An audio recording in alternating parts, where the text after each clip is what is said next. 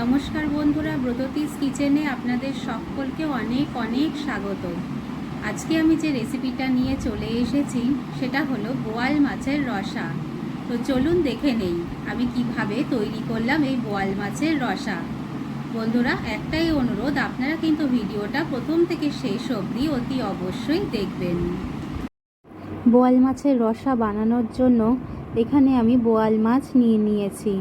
মাছটাকে ভালো করে ধুয়ে নুন, হলুদ, তেল মাখিয়ে নিয়েছি। এবার আমি এটাকে কিছুক্ষণের জন্য ম্যারিনেট করে রেখে দেব। এখানে আমি আলু নিয়ে নিয়েছি, আলুগুলোকে লম্বা লম্বা করে কেটে নিয়েছি। এবার নুন হলুদ মাখিয়ে এটাও আমি কিছুক্ষণ রেখে দেব। এখানে আমি নিয়ে নিয়েছি ধনে, জিরে, কাঁচা লঙ্কা, আদা আর টমেটো। এটাকে আমি সুন্দর করে পেস্ট করে নেব। এখানে একটা কড়াইতে আমি তেল গরম হতে দিয়ে দিয়েছি। তেলটা গরম হলেই আমি এখানে দিয়ে দেব মাছগুলো। দেখুন, তেলটা কিন্তু অনেকটাই গরম হয়ে গেছে। এবার আমি এক এক করে মাছগুলো দেওয়া শুরু করব। তেল গরম হয়ে যাওয়ার পর আমি এখানে মাছগুলো দিয়ে দিচ্ছি এক এক করে। এবার এগুলোকে আমি এপিট ওপিট করে সুন্দর করে ভেজে নেব, একদম লাল লাল করে। বন্ধুরা, সাবধান থাকতে হবে, কারণ এই মাছের তেল খুব ছেটে। দেখুন, মাছগুলো আমি সুন্দর করে ভেজে নিয়েছি, একদম লাল লাল করে।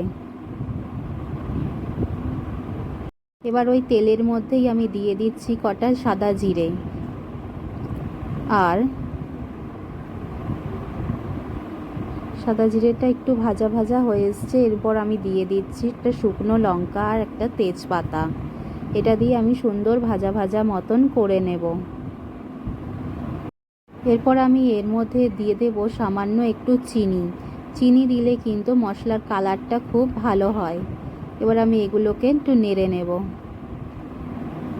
দেখুন, এই মশলাটা ভাজা ভাজা হয়ে গেলেই আমি এর মধ্যে দিয়ে দেব আলুগুলো দিয়ে একটু ভাজা ভাজা মতন করে নেব।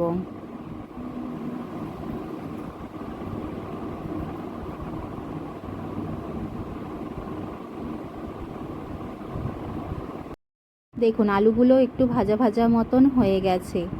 এবার আমি এর মধ্যে দিয়ে দেব আগে থেকে বেটে রাখা মশলা।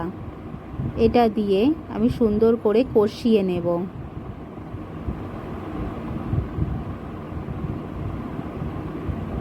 দেখুন, মশলা আর আলু কত সুন্দর করে কষে গেছে। মশলা থেকে কিন্তু সুন্দর তেল বেরিয়েছে। দেখুন কত সুন্দর কষা হয়েছে মশলাটা। এবার আমি এর মধ্যে দিয়ে দেব জল দিয়ে এটাকে আমি ফুটতে দেব কিছুক্ষণের জন্য। এবার আমি এর মধ্যে দিয়ে দিলাম সামান্য একটু নুন। দেখুন, ঝোলটা ফুটতে শুরু করেছে, আলুগুলোও কিন্তু একটু একটু গলতে শুরু করেছে।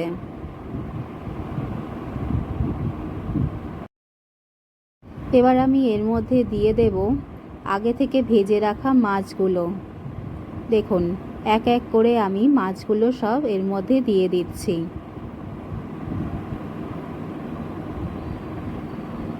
মাছগুলো দিয়ে কিছুক্ষণের জন্য ফুটতে দেব, মোটামুটি 5 মিনিট মতন।